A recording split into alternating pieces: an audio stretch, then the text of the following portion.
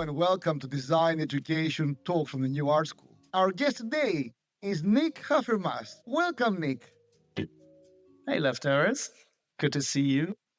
It's wonderful to have you. So tell us about you and your work. Yeah, I mean, what kind of labels could I attach to myself? Of course, I'm a designer. I'm an educator. I'm an artist. I'm a dad to 3 grown kids, which is kind of a big job. I'm a classic car romantic and you would say, spirited driver. I just love the analog experience, and experience versus comfort. I would always go towards the side of experience. I grew up in probably Germany's most boring town called Kassel, except for every 5 years, hell breaks loose because then there's Documenta, and Documenta was for a long, long time, many decades, the world's most important international art fair, contemporary art fair. And my most formative childhood experiences were growing up in a town that would every 5 years transform into a madhouse of the future, of artists, of people from all over the world, of art installations, starting like in the late 60s, early 70s, of pop art, huge kind of installations, Klaas Oldenburg and Walter de Maria and all these people. And it really, had a huge impression of me because I still remember this feeling of awe. I don't quite understand it, but it's awesome. And it's bigger than life. And this, as you grow up and when you work in design, one of my main goals was always to capture this kind of fascination and instill that in different experiences. So I grew up there. I experienced awe. I have my parents are an interesting combination. My dad was a computer engineer back when in Germany they were not called computers. So it was pre-computers. They were called process calculation machines. And he would bring back paper punch cards with lots of holes, and my sister and I would trade them among each other and, draw on them. And my mom, she's an illustration artist. So I got this engineering part and this artistic part, and that led to kind of very interesting situations. For example, we would always go to the same beach in Holland, and those are the 70s. There was no beach cleanup, so they looked like garbage dumps. But to us, it was raw material. And instead of taking beach toys, my mom would bring the big old toolbox with hammers and saws and nails and twine and all of this kind of stuff. And we would spend basically a month on the beach every day and just build stuff out of this. So that is that kind of making something out of nothing, improvising and working that really was also very, very formative to myself. I turned 18, time to escape the small town of Kassel. I moved to Berlin right away. I got lucky, got right into art school and couldn't really decide what to do because to me it was like, now I have to commit to one specific field of design. And I thought, to me, everything is interesting. So the visual communication was that area that was the broadest and would touch the most different areas that you could find. Wow. So why visual communication? Well, because it kind of was, there's graphics, but there's also, you think about spaces. You also think about back then about emerging media. So it was all to create, you would practice the different ingredients of a holistic experience. The Germans say Gesamtkunstwerk, but yeah. But why not fine art, for example? Fine art, I don't know. I was 18, so I was not self-directed enough. And also it was much harder to get into. Okay. You had to show that you really are artist material. And I remember that when I got the feedback on my portfolio that I handed in, the head of the review commission said, you know what, the work in your portfolio wasn't really so convincing. But we love the portfolio, the box that you built. That was amazing. Wow. So I got into the school because I created some crazy plexiglass box out of materials I found at Home Depot. Oh. So what happened then? How was your design education? Yeah, my design education was not very linear. And I'm going to talk about that a little later, maybe. It was quite old school and academic in the sense of, okay, those were like mostly like these old post war professors on lifetime tenure. I remember when I met my professor, he kind of said, here's the deal. You don't bother me, and I won't bother you. And then we can get along quite well. Good. So I saw him maybe, I don't remember, maybe every 2 weeks for a little crit session. And the rest was, so it was kind of, it was not deliberate laissez-faire. It was more like laziness on behalf of the school. So I don't think I learned a lot in class. I think I learned more outside of class. I learned more by wandering around, trying to keep myself entertained, to challenged. Okay, it's very interesting. Yeah. And then after school, I partnered with them. I did a couple gigs in different agencies. They were also like between like commercial exhibition design, event design, these kind of things, branding, you would call this nowadays. And then I decided I wanted to study architecture and do another course, another degree in architecture. And I got into the school again. And, but I needed a place to do my homework. And I couldn't be in school because that was like big mayhem and they didn't provide any spaces for that. And so I, through friends of friends, I entered like an emerging agency, just 3 people, but they had a huge old Berlin apartment. And they said, well, you can just use our fax machine and our photocopier. You can use a desk over there. And I said, okay, what do I do to compensate you for that? And they said, well, we're working on a couple projects, and if you have some spare time between your homework, you can maybe do a couple of designs for us. And that led into a creative agency that I became a partner of, Triad Berlin, they were called. They had this visionary subline culture, media, environment, which nowadays is, of course, that's what you do. And back then in the mid 90s, it was like, what does that really mean? Culture, media, environment. Yeah. And so I brought in a couple commercial projects from my previous gigs, like stuff for Telecom and Mercedes and Porsche and things like that, to pay the rent while we developed a self-initiated project, which was a huge exhibition in an abandoned gas tank in the former industrial area in Germany in Oberhausen.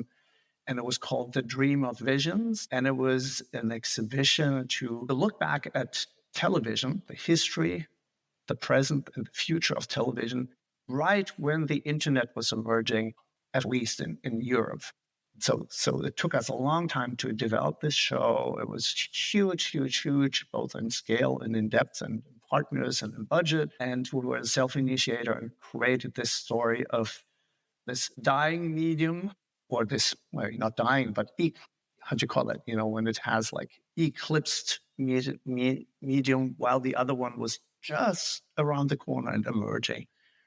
And take all that complexity and turn it into a public show that every age group, every cultural background could understand and relate to. And that was the main key project at Triad. And I was the creative and design director of putting this together. Then this led then to bigger commercial projects because people then finally recognized us. We did some World's Fair pavilions, one Expo 2000 for Bertelsmann in Hanover, where we also teamed up with architects and then created, a huge building that is still standing, built around an experience, built around the story. And then a couple more of these expo things in Switzerland, in O2 and other things, until I kind of, the company got a little too big, too cumbersome, and I was looking for new challenges. So what happened then? Well, around that time, it was very early challenge. Berlin was in a very interesting situation because the post-reunification boom had already happened. So Berlin was a huge construction site. Potsdamer Platz, which was like a challenge. Wasteland was built with skyscrapers and every international corporation wanted to have a headquarters in Berlin.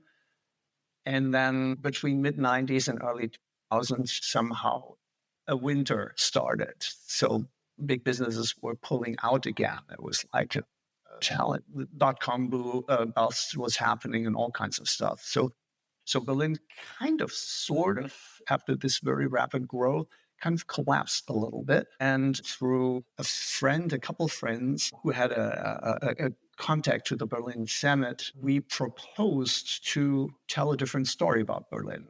So we founded a label called Young Creative Industries of Berlin. And those were designers from different disciplines, architects, artists, and we're just like friends there. And we said, well, you know what, Challenge, we can actually help you tell a story about Berlin, because Berlin is not doing well in terms of economy, but that opens up a lot of opportunity for us. You know, you could squat places, you could rent for a few €100 a month, and it became like this fantastic place of a subculture that then had enough room to grow and to mature and had enough freedom to become, also to become viable businesses. So the following mayor then won his election with the claim, Berlin is poor but sexy. And we were, as Young Creative Industries, we were kind of like the ambassadors of this whole movement.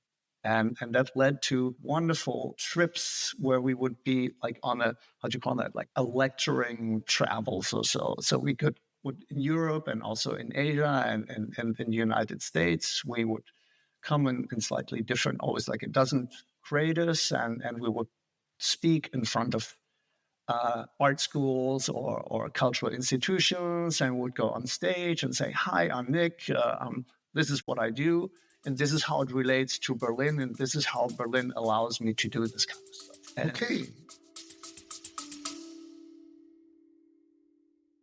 Feeling lost in the noise of social media? Inspo cuts through the clutter, connecting you directly with real insights from real experts and industry leaders. It's a new social network dedicated to knowledge sharing, industry insights, and thought leadership. Get the latest from top minds in your field, or build your own thought leadership portfolio on Inspo. Already trusted by thousands of professionals worldwide, be part of the conversation and download Inspo Experts today on the App Store or visit www.inspo.expert. Okay. Yeah. So you moved somehow. Hold on. You moved into design education, or Not yet. not yet? I was a designer being on stage in educational institutions. And one of these educational institutions happened to be Art Center College of Design. And, one of the faculty directors there saw my presentation afterwards, said, wow, this is really interesting. Your transdisciplinary approach, and you seem to be a little bit of a rebel here. And would you want to teach a workshop at Art Center? And I said, sure, of course. And then, they flew me in, and I did a 5-day workshop, and we did like interventions all over campus, and we had a great group of students, and it was really quite spectacular. And then I flew back, and a couple months later, I got a phone call, and they said, well, we have I think you should apply for the chairmanship of the graphic design department. And I'm like, wait a minute. I really don't know much about academia except for my own shitty education. And B, I'm not a graphic designer. I'm a designer, but not a graphic designer. And she said, well, you know what? This might actually be what we need right now. We have a very well-running traditional graphic design program here, excellent ink on paper, second biggest one in the school in terms of student population, but we need someone who rattles the cage a bit. And I said, oh, okay, I can do that. And that basically then was my late wife and I just decided, okay, California, it's the year 2004, let's do it. What I omitted to tell is that I had a professor gig. It was like, how do you call that? Not a tenured professor, but it was a full professor title, but like for a certain time period, in Bremen, which is a art university in Germany. And I did that while I was working at Triad, so going back and forth between the agency and teaching 3 days a week. So I had my first little whiff of academia from the other side, from the teaching side, and I was not so impressed by it because, a German university is not that incredibly fast, and there's a lot of procedural stuff and a lot of bureaucracy. And to me, Art Center, how I saw it back then, was more like a challenge of enterprise, like going back and forth between my agency and Bremen was always like, I would kind of hit a speed wall. I would come like with my agency speed, bum, bum, bum, bum, bum, and then I would arrive there and I go, okay, now we got to speak quite slowly, very patient, and I didn't have that speed difference between the Art Center of 2004 and the agency world of 2004. It ran really more like an agency itself. The department chairs enjoyed a lot of autonomy, so they could run their own departments almost like a business, each of them. And that was very, very attractive to me because I thought, okay, then this rattling a cage I actually can do and I can deliver on. So what was your vision when you took on that leadership role? Well, the vision was, I was always trying, okay, how far can I push it? Can I get away with doing things differently? And the basic vision really was summed up in transmedia design. My mantra was, okay, and now it's nothing new. Back then it was, in that context, was relatively new. Graphic design is more than ink on paper. It is 2D, it is 3D when it comes to spaces, spatial experiences, environmental graphic designs, and it is 4D, it is motion, and it is interaction. And that was relatively new at that time. So this transmedia approach, I really took very seriously and rebuilt the entire curriculum to be based on. So tell us more about what that means to you. Well, transmedia, at the end of the day, is we're creating holistic experiences because you cannot perceive any kind of communication in isolation. And I wanted to, what I saw in the industry and culture in the world, I wanted that to be reflected in our design education, our communication design education. And I am acutely aware of my own limitations of what I'm interested in, what my special skills are, but also what I know about it, but I'm not a master at. And I think that's okay because we're dealing with incredible amounts of complexity. So the best analogy that I still know of is being a T-shaped creative. You go deep in one area that might be your special talent, but you also go very, very broad so that you know just enough of the whole scope. Absolutely. That you can talk and collaborate with people who have their deepness in that area, even though that's not yours. So you could also say, okay, maybe it's a V-shaped instead of a T-shaped. So you go, it's not only deep in one area, but you broaden it. And of course, the digital world is the big equalizer. So, the interface, how we... But is it really? Yeah, that is a good question. Yes. Wonderful. So tell us about what happened next, or if you want to discuss in relation to design education. What we just said, this learning challenge across media is more important than ever. And for students to learn also a language of non-designers, of creating also an awareness of the bubble, that I'm actually in a bubble, to instill the courage and the desire to go out and face the world. And that doesn't mean you have to hop on a plane, but sometimes it's just like go in front of your house and see who's out there on the street. The awareness that design can be much more than just maximizing profit for other people, but, design activism. You have the tools, you learn tools where you can really work on the betterment of things. It is good to recognize specialization in other people. And I think one of the things is that we're living in this illusion now with this ubiquitous AI, this and that, we can do everything. But there are people who have very specific skills, and you have to be unafraid to work with people who are smarter than you are. And that's what I always try to do.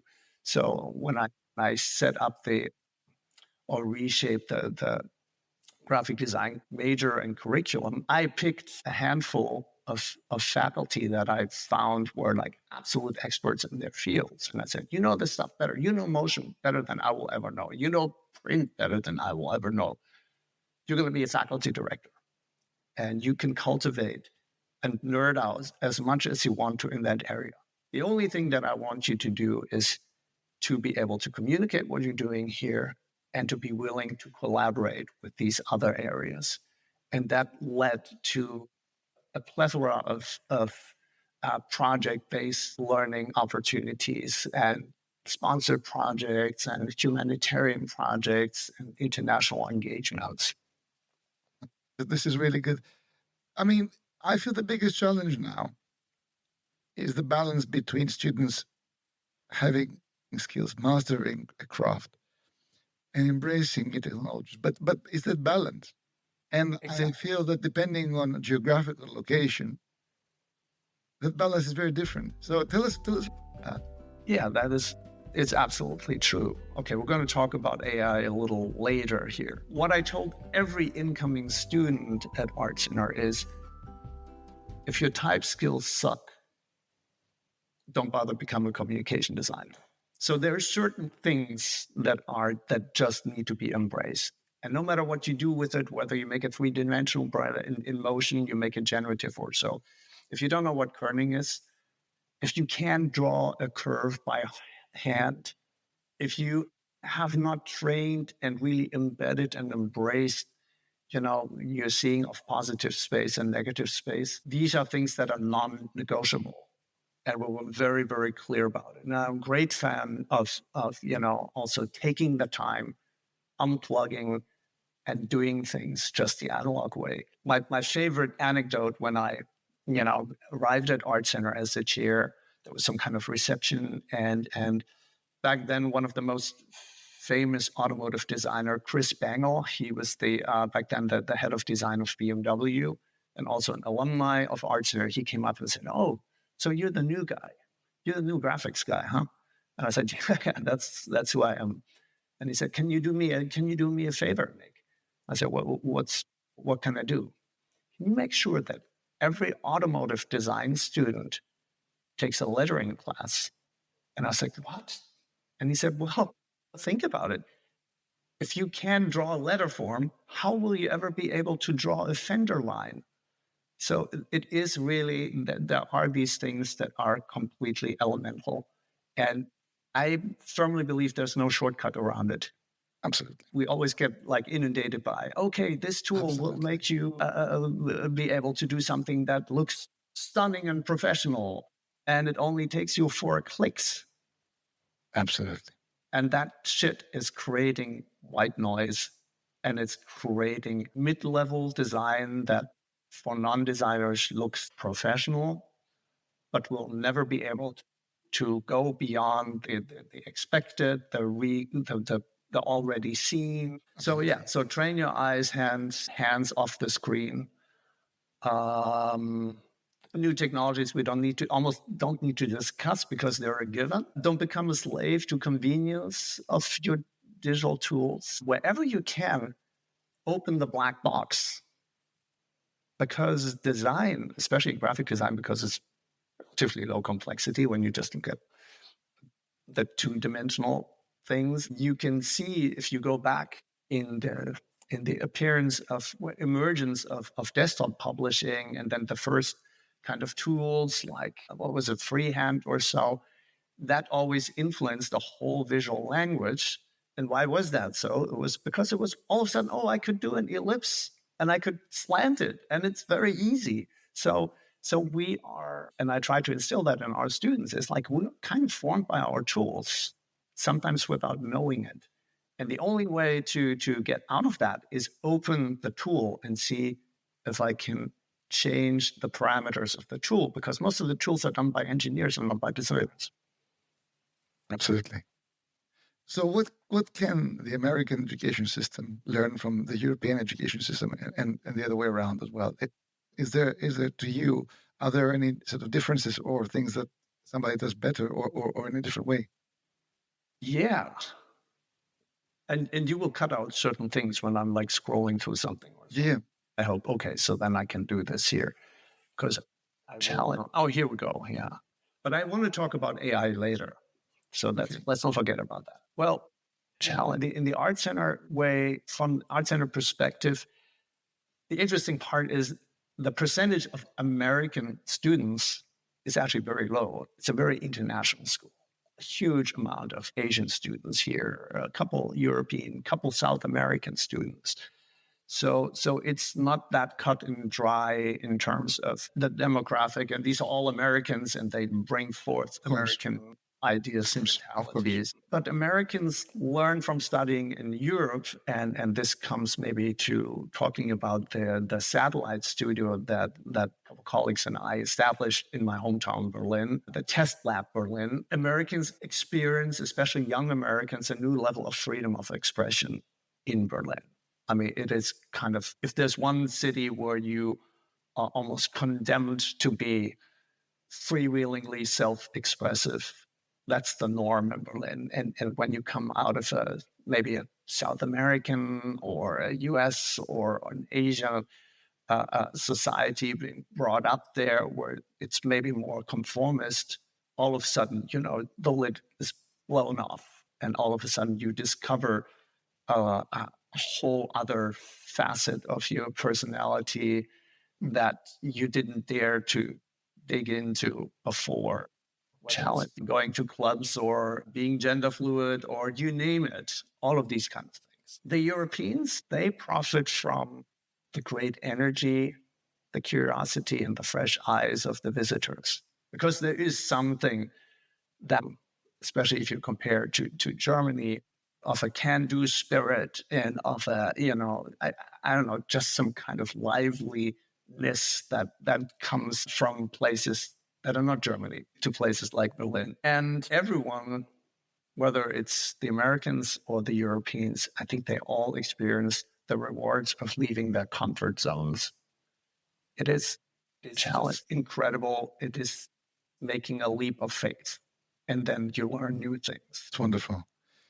So what do you believe that designers today need to learn that our schools are not teaching enough of, or that, again, how do we need to go on in the next changing landscape? Yeah, I mean, this is what skills will designers need to know in 10 years from now, what we're not teaching enough. I think one of the very important parts is filtering. I think filtering is one of the major skills that needs to be higher development. We're living in white noise, and the white noise is getting more and more intense. And algorithms are designed, whether it's Instagram or you name it, they're designed to get you hooked on something.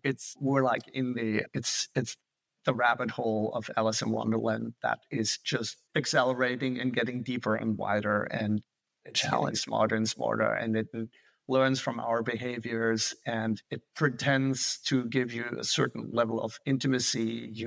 All of a sudden you feel understood by the medium, and you get unfiltered crap fed 24/7.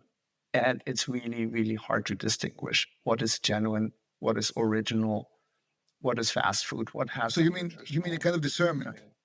Discernment, exactly. Discernment. And I think this is something that we can really try to teach more and more. So that's very interesting. So what are the components of achieving that discernment? I think it has to do with, you learn discernment by making. You learn discernment by when you get into a work process where you don't recognize that you're working anymore. You're just in flow, and it might be the most mundane thing of drawing a curve or doing very specific things or doing something three-dimensional or working with material, and you will feel viscerally what an unmolested creation is, what an unmolested, a sublime kind of experience is. Sure. And when you're lucky, when you recognize the sublime, both in your own work process, but also in artifacts, whether it is artifacts from 5,000 years ago, that is something that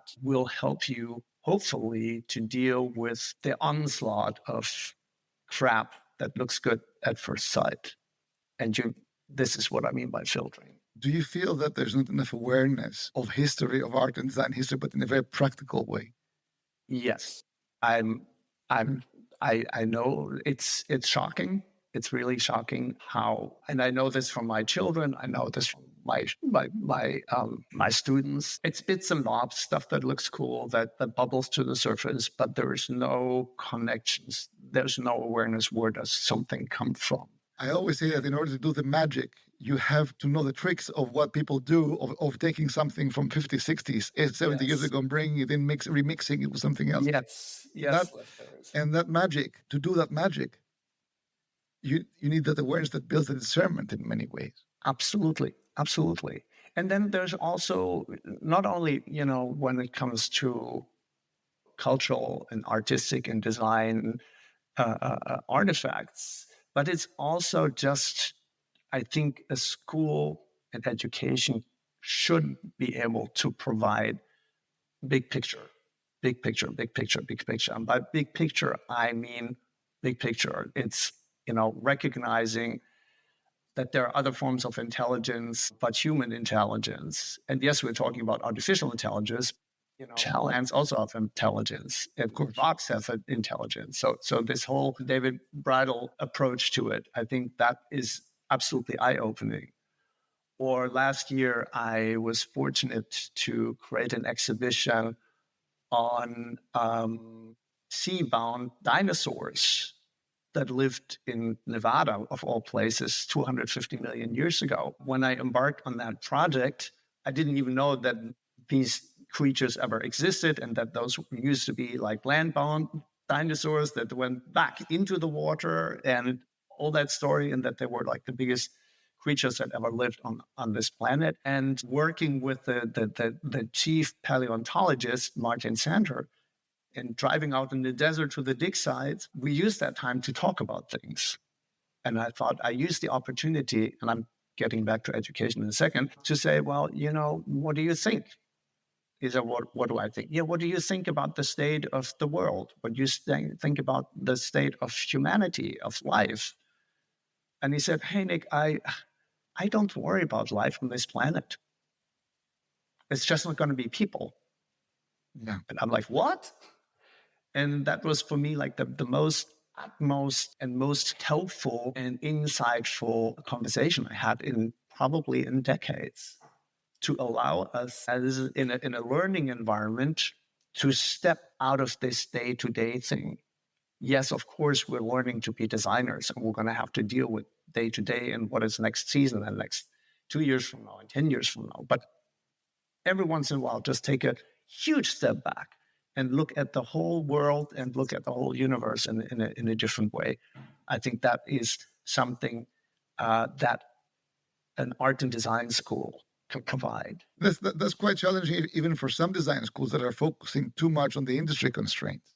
Exactly. So, imagine that to go from that to what you're talking about is quite a big step. Yeah. So maybe there's an in-between step there of like saying, okay, we're not going to design for industry now. Maybe we have to dream a little bit more. Absolutely. Yeah. The next thing that I think where the school can be helpful is the whole idea of frustration tolerance. Frustration tolerance is something that I feel, once again, with my children, once again, with my students, like the 20-somethings right now, they have very little frustration tolerance. And, that things are fucking hard, and that you will fail, and that you have to push through that, and that you have to resist, the quick fix, the shortcuts, these kind of things. I think that is something where a school almost has the duty to create a learning environment where that is possible, where failure is possible, where trial and error is possible. And where then after a major failure, there is something that will catch you and give you just enough of a scaffolding that you don't completely feel dismantled and scarred. But there needs to be and that is something that I noticed also at Art Center, is that there is that the risk challenge has increased tremendously.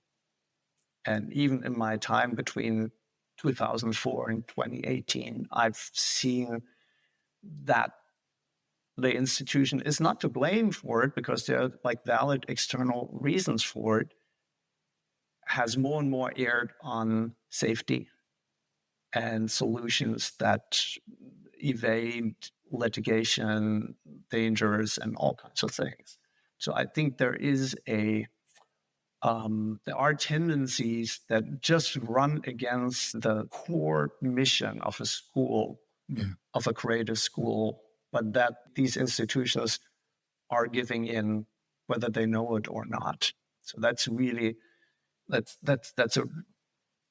a serious topic. Yeah. I mean, the other thing is this self-disruption as a life principle. I think this is to teach people to recognize stagnation and prompt them to leave their comfort zones over and over again, all for the sake of lifelong learning. I actually wrote my whole executive MBA thesis about self-disruption once, and I almost didn't finish it because it disrupted myself so much. That'll be the proof. Challenge was almost the proof. Yeah. And people also, not all of them loved what I had to write. But when I look back at my last, 10 years, when I wrote this to now, I'm actually doing the self-disruption over and over again, for better or worse. That's why I'm in Milan right now. This is why it's wonderful. Upended so many things that, felt comfortable and successful and recognized. And then I just go back to the beginning. And now I'm once again in the phase of being a beginner. And that's kind of tough. You're like a bit like Sisyphus carrying the rock. Yeah, a little bit. But it also just, we all are on a biological trajectory. I mean, our bodies, our brains will, they don't move at the same RPMs as they maybe did half a life ago. And in order to not to succumb these are muscles that constantly need to be trained. And to train these muscles, whether they're in here or there, they need these challenges. When you keep on just training this one muscle over and over, it's not going to bring you further, because our bodies and minds are actually lazy. And we have to trick them. Given us some of the elements of the new education, but if you could completely redesign something, or if you could change something without any limitations, what would you do for design education? I think teachers would be much more like coaches. I think that's very, very important. Coaches and also partners, because from my own teaching, and other people have said that before, but as a teacher who's aware, you learn at least as much from your students than you're able to provide in terms of guidance. So that is something. But coaching people to become confident and self-directed individuals, I think that is very, very important. And once again, I actually don't want to be I don't want to be the age of my children. I don't want to be 20 and I don't want to be 27 right now, because these kids, they are up against a whole different set of complexity and overwhelming things that they have to deal with. And, the old promise that we used to give at Art Center is like, the tuition is really, really expensive. And, you can pay K plus just in tuition. But if you stick with it and you make a good bachelor's degree, you're lucky enough, you can have a starting salary of 6 figures, and then you enter the creative industries, and then the only way is up. And for a while that was true, but now it isn't anymore. So as a school, you can't make that promise anymore, and it's not very believable anymore, at least in the places that I know. And that creates also a whole new level of insecurity. My daughter is 27. She has a full design degree. Now she's working as a cook, and surprisingly, is very happy doing that. There's lots of parallels now, but within design and cooking, it's actually quite a new trend that's happening in design education. You must have seen. So then, what else would I think is really important besides this coaching part? It's the art of seeing and recognizing opportunities, definitely. And then, as I said before, give opportunities to provide a long view and big pictures. But how do the schools will do that? Because that's what we need. Yeah. Is how will actually do that? Yes. In a real way. Absolutely. I firmly believe that it is really an engagement in the right mix of project-based work. I think that is really important, whether it is working on sponsored projects, working on humanitarian projects. So make yourself and the creative potential that you have in the school, make it useful and offer it to the world around you. I think that's an incredible opportunity. And I know that certain programs are doing it, but there's never enough you can do in this area. The other thing is really teach entrepreneurship.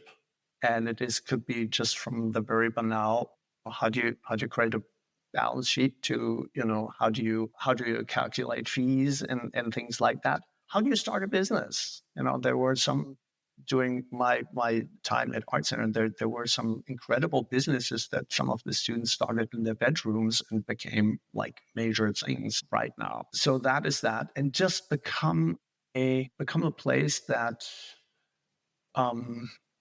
so it's a breeding ground for new things. I think that's very, very important. I want to maybe talk a little bit about this whole AI topic, and maybe that also has a couple things that are ingredients for what these new ingredients could be. How do you define the role of graphic design in education in a world increasingly dominated by AI, AR, and immersive media? And I thought that was a very interesting question. We are right now in an age of an insane speed of innovation. And I think that the only way is to really learn how to keep learn, and how to filter out the white noise. And the other thing that is going to happen in the classroom is it used to be a 3-point relationship between student, peer, and faculty, a triangle. And whether we like it or not, it's going to be now a 4-point relationship, because now we have student, peer, faculty, and AI. And this non-human intelligence is going to be a presence in the classroom. And I think denying it would be like protesting against gravity. I mean, it's just there. Okay, so we better learn how to get in front of it than run behind it. And that brings a whole discussion up, like, okay, is it like this question of master versus servants? Is the AI serving you, or is it actually controlling you? And the question of convenience and speed versus expression and originality. Can you actually create original work with the help of AI? Or is it doomed to be just a regurgitation of stuff that is living in vast databases? And this has changed, within a few years already. When this Ways of Being was written, that was still the thesis of there cannot be any originality to be had. Now you read Nexus, and yes, there can be originality just by recombining and creating original thoughts. So what I'm doing, for example, right now is, I'm trying to pierce that seductive glossy surface and to avoid lazy solutions trap. I do that with a project I'm doing at Centro in Mexico City.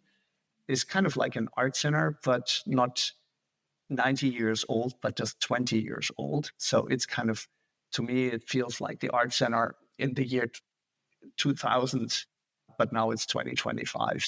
And that's very attractive to work with them. And I was asked to help them with, once again, the graphic design curriculum, and especially also with the digital media area. And they have an opportunity now to work on a project with personal digital assistants. So in other words, we're doing a project where each student gets his or her own AI assistant. And it's kind of like a maybe like a pet or like a Is something that is it in you a closed train. is it in a closed server or is it an open server? This is in closed servers. Yeah, that's Yeah, that's very important. Yeah, and challenge is really, what we're prepping right now is to change this paradigm of the helpful assistant and to see, is it more like a personal companion, an antagonistic machine companion that you actually wrestle with and that calls your bullshit and you call its bullshit, and that you really, how can you feed it so that it really helps genuinely challenge you creatively. So that's what we're just at the beginning of it, but I think that is very interesting. This is something that goes into the category of opening the black box and see what's inside and play with what's inside the black box thing.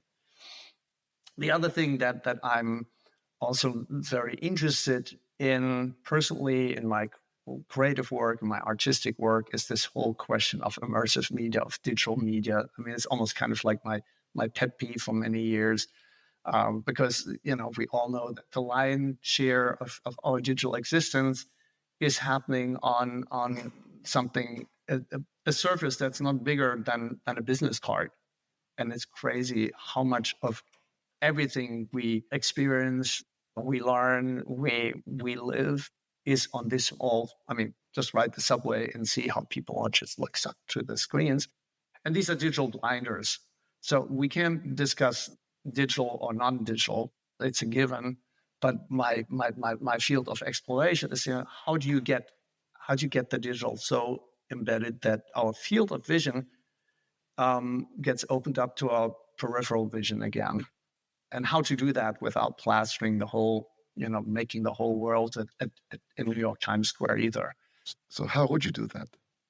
With intelligent materials, with surfaces that do not conform to the traditional screen format, with physical displays, with this is horrible word phygital, so the combination between physical and digital, with just a seamless embedding of the digital intelligence into our physical world, because we have, I don't know how many senses. We have 5 acknowledged senses, but if you look at them, there are many more senses, and to have the digital be applied in a way that it recognizes that we are human. As human beings, we're fully equipped, and we've been with the sensorial world around us and within us, and to just get through this bottleneck here, and hopefully without any kind of implants and other things that have to modify our bodies. Challenge. How important is it for design schools to teach theory and philosophy alongside technical skills? I think that philosophical discourse and the cultural and historical awareness is of utmost importance. I mean, more than ever, because it all centers around the question of like, how do we want to live in the digitized world? And that is designing the relationship between groundbreaking technology and being human.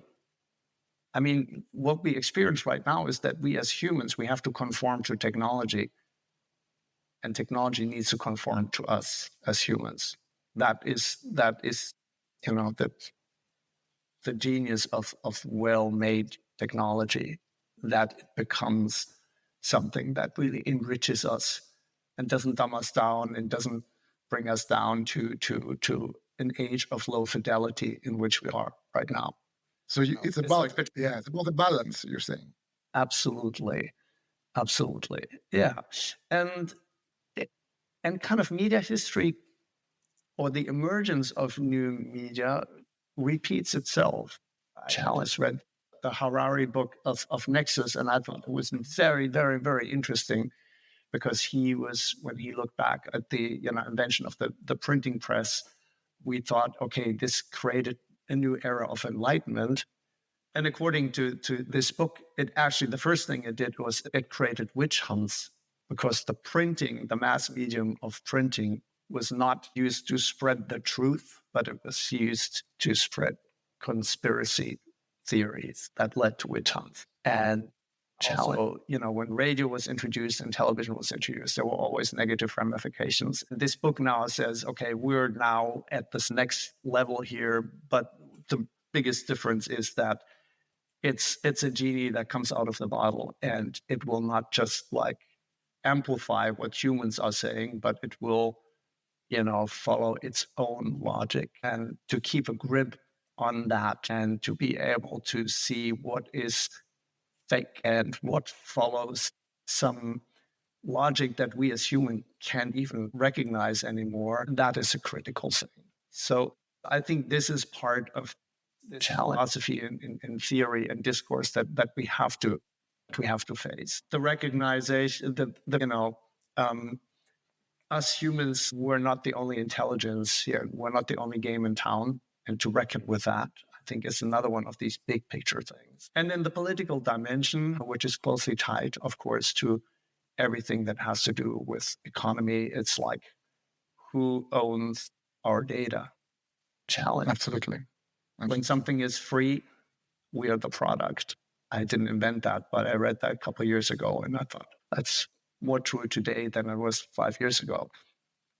So these are things that need to be, when you teach design, you need to teach this, not a critical distance, but a critical proximity to what these aspects are. We cannot shy away from that, and a school cannot shy away from that. Absolutely. So is there anything else that we haven't discussed on the podcast, or anything else you'd like to add, or in terms of advice, or in terms of... Well, when you're talking about the essential skills every young designer must leave the school with today, I think one thing is really frustration tolerance. So you're going back to frustration tolerance? Yeah, I'm going back to this because you have to learn to deal with complexity, with uncertainty. You have to be clear that your career path is going to be non-linear. And when you're wrestling with design problems, which sometimes are wicked problems, you can't give in to easy solutions. Challenge. And how do the young students increase the frustration tolerance? What's your advice to sort of how to actually do it? I think it is mostly, or it is very linked to a very open and honest dialogue in a safe space, which could be a classroom environment where there is freedom to give honest opinions and honest feedback. Does the classroom need to be more unsafe? It is, yes. And I say, more experimental. That's a wonderful question. More edgy. Yeah, does it need to be to build that muscle of challenge of what you're saying with the tolerance? Yes. It needs to be a safe environment in which it can be unsafe. This is the thing. And that's become very, very difficult because, many instructors live in fear that they say something that is not politically correct, or they look at someone in a weird way or so. And it's very natural that teachers and institutions now err on the side of trying to avert risk. And this is completely contradictory to what we're trying to teach here, because you have to be a creative risk taker. You have to be able to articulate unpopular truths. So there are factors. There are factors. You have to be able to. It's if you want to communicate successfully, you got to be able to be provocative. Yeah. So we need to treat the factors that are inhibiting us from doing our job, basically. Absolutely. This is the big contradiction. There is a tendency towards challenge to be more and more safe, because the ramifications of being sued as an instructor or as a school or as a program are real, and they have increased tremendously. On the other hand, if you try to avoid all of that, and you're not talking about what is, to recognize. I did a class for first-time students. It was called offensive imagery. And that was probably the riskiest thing we could do early 2000s, and we can't do that anymore, is the students get to research topics that are offensive to them and then design for that. The person who offended the most people, and this was like made public, shown in the hallways and so, would basically take home the prize. Challenge. Wow. I was then, I was sent to the president of the school because someone made the mistake of printing their pamphlet out on an administrative color printer, and then there it was, and he held it up to me. I invited him to the class, and the Anne Frank's challenge, which was the offending image, which was horrible, to do. We dissected that and said, why is this offensive? And what kind of mechanisms make this so effective? And I think this is very, very important, but it is both media literacy challenge and the empowerment to do things that go against the mainstream. And unfortunately, this process is becoming more and more regulated. And the free space, the safe space in which you can actually rebel about these things is getting more and more limited. And I think that's a big challenge. And I don't even know if you can solve that problem within a more and more highly regulated environment. That's a discussion, of course, between private design education and public design education. And there are, this is another huge area. Absolutely. That I have worked quite a bit in. Identifying the challenges. Exactly. Challenge. So this is to instill courage to maintain a genuine point of view, that you don't work just for the likes. Challenge. We learned that now that our whole private lives are basically, we put them out there to generate likes, and that does a lot to our private lives right now. And then the other thing is also, and that goes back to maybe to my childhood experiences that I had working on the beach or going through the documenta and not understanding anything, is like this to just instill the desire to be flow seeking. And flow seeking is both challenge, get into a work mode in which you forget everything around yourself and you create stuff, or by recognizing the sublime around you and you just give into it, and it enables you to blend out all the crap around it. So embrace situations, environments where you don't even notice you're working. And I think the school is, as I always said, my main job here as the department chair is to create an environment in which cool stuff can happen. And I think this is another opportunity for school, just to create an environment and maintain this environment in which this flow can happen. But that would mean that we need to recognize that design is within art. And that's what many colleagues, unfortunately, are not talking about, that art is the body of design. Challenge, so it's true. And that's where the conversation needs to go, because teaching design separately, isolated, gives a completely wrong idea to the students. Absolutely. It is true. And, in a sense, this whole question of art versus design, some of it, many of our tools and processes are exactly the same. Yes. I think art is more difficult because you don't have the outside client. You're not solving an external problem, but you're trying to solve an internal desire, curiosity, an internal problem it might be. And the level of intensity of how you wrestle with your subject, I think, is much more intense as an art producing person than as a design producing person. So we need to keep that dialogue. We need to point students that the design has traditionally taken inspiration from art. And that is not happening anymore so much because again, we are in the remix culture, we're in the remix world where everything goes, right? Absolutely. Yeah. So I think we're talking about maybe three dimensions, at least three dimensions, when we think about like the future of design education. One is the question of altitude. How close do we get to a subject to solve a problem, and how far do we zoom out, and how easily are we able to zoom in and out? Then there is the temporal dimension.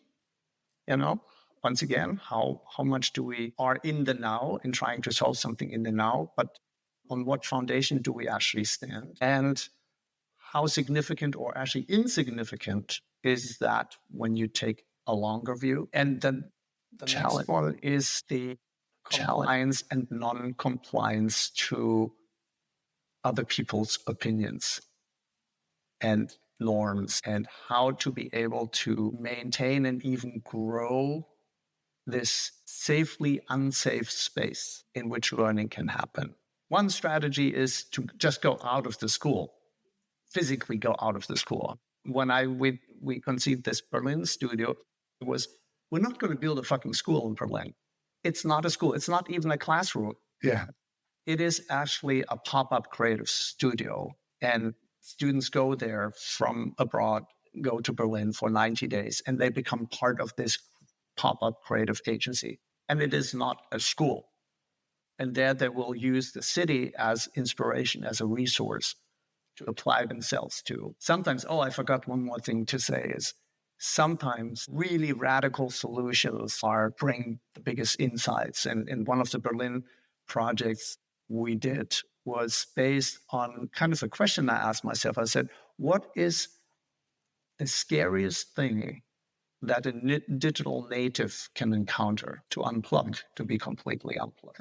So there are like these kids who grew up on the internet, on their laptop, on their smartphone.